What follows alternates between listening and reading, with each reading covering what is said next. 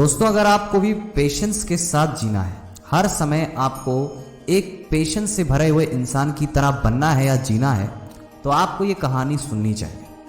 Motivation line में आपका स्वागत है। और अगर आप इस वीडियो को ईयरफोन्स लगा के नहीं सुन रहे हैं तो हम आपसे रिक्वेस्ट करना चाहते हैं कि आप इस वीडियो को ईयरफोन्स का प्रयोग करके ही सुने, ताकि वीडियो को केवल आप सुने नहीं बल्कि फील करके सुने, क्योंकि तभी वीडियो में बताई जाने वाली बातें आपको अच्छे से समझ में आएंगी। तो हम उम्मीद करते हैं कि आप हमारी बात मानेंगे। चलिए शुरू करते हैं। एक बार की बात है, एक महान गुरु के दो शिष्य गुरु के बगीचे में टहल रहे होते हैं और उन्हें उस बगीचे में टहलने की अनुमति गुरु जी ने दे रखी थी। वो दोनों सुबह शाम उस बगीचे में घूमने जाया करते थे और वो दोनों शिष्य केवल घूमने के लिए नहीं बल्कि साइलेंस के लिए जाते थे, पीस के लिए जाते थे, ताकि वहां शांति रहे और वो लोग ध्यान कर सके। लेकिन वे जो शिष्य होते हैं उन सबको नशे करने की आदत थी।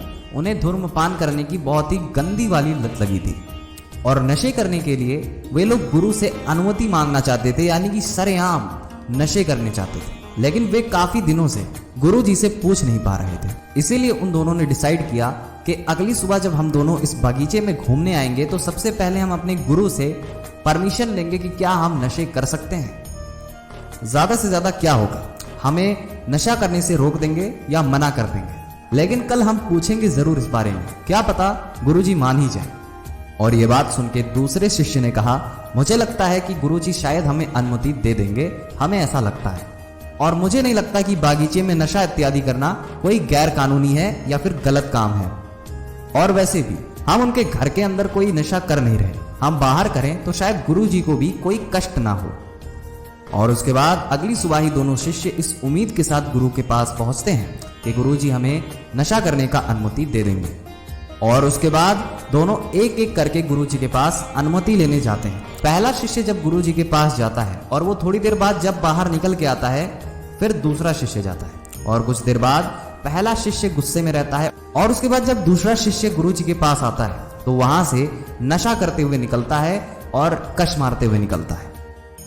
यह देख पहले वाले शिष्य ने बड़े ही गुस्से में पूछा उससे कि गुरुजी ने हमें तो मना कर रखा है। लेकिन वो शिष्य कहता है दूसरा वाला कि नहीं, गुरुजी ने तो मुझे परमिशन दे दी है, यानी कि मैं नशा कर सकता हूँ।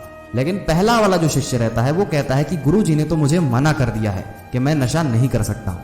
फिर पहला शिष्य कहता है ये मेरे साथ इंसाफ नहीं हुआ है, ये मेरे साथ गलत किया गया है, तुम्हें परमिशन दे दी गई है और मुझे नशा करने से रोका जा रहा है, जो कि मैं अपनी मर्जी से ही करना चाहता हूँ। और फिर वो कहता है मुझे गुरुजी से इसके बारे में बात करनी पड़ेगी। फिर तभी दूसरा शिष्य कहता है कि जरा तुम मुझे ये बताओ कि तुमने गुरुजी से पूछा क्या था।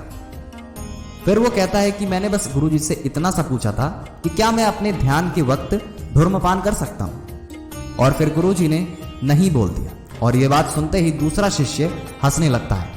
और उसके बाद वो कहता है मैंने गुरुजी से पूछा था क्या मैं धूम्रपान करते वक्त ध्यान कर सकता हूँ, और गुरुजी ने हाँ बोल दिया था।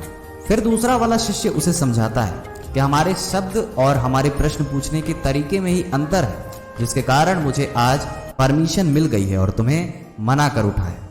और तुमने देखा कि गुरुजी के उत्तर अलग अलग थे, पर हमारा प्रश्न, हमारा उद्देश्य सेम था।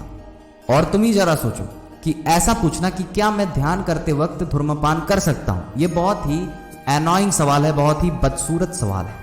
क्योंकि तुम ही सोचो, अगर कोई इंसान ध्यान कर रहा है तो उस बीच में धूम्रपान कैसे कर सकता है, और अगर वो धूम्रपान करता भी है तो इसका मतलब वो ध्यान नहीं कर रहा है।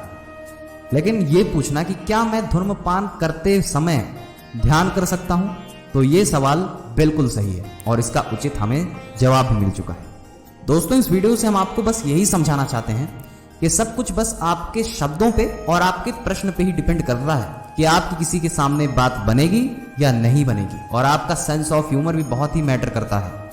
अगर आप सही प्रश्न पूछेंगे तो ये सृष्टि का नियम है कि आपको सभी दरवाजे खुलते दिख जाएंगे। और फिर वो शिष्य कहता है कि जीवन ना तो दुख है और ना ही सुख है, जीवन तो बस एक खाली कैनवास है और हमें इसके लिए बहुत ही बेहतरीन कलाकार होना जरूरी है। दोस्तों, हम उम्मीद करते हैं कि आपने इस स्टोरी से बहुत कुछ डीप में समझा होगा। जरूरी नहीं है कि आप नशा ही करें, इसके अलावा भी बहुत सारे एग्जाम्पल हो सकते हैं, लेकिन यही एग्जाम्पल हमें सुटेबल पड़ा। और याद रहे, हम आपको नशा करने के लिए कभी नहीं कहते और नशा करना भी नहीं चाहिए, लेकिन जो लोग करते हैं उन्हें हम रोक भी नहीं सकते हैं। खैर, ये तो अपनी मानसिकता है। अभी के लिए बस इतना ही था। अभी के लिए जय हिंद, वंदे मातरम। देखते रहिए मोटिवेशन।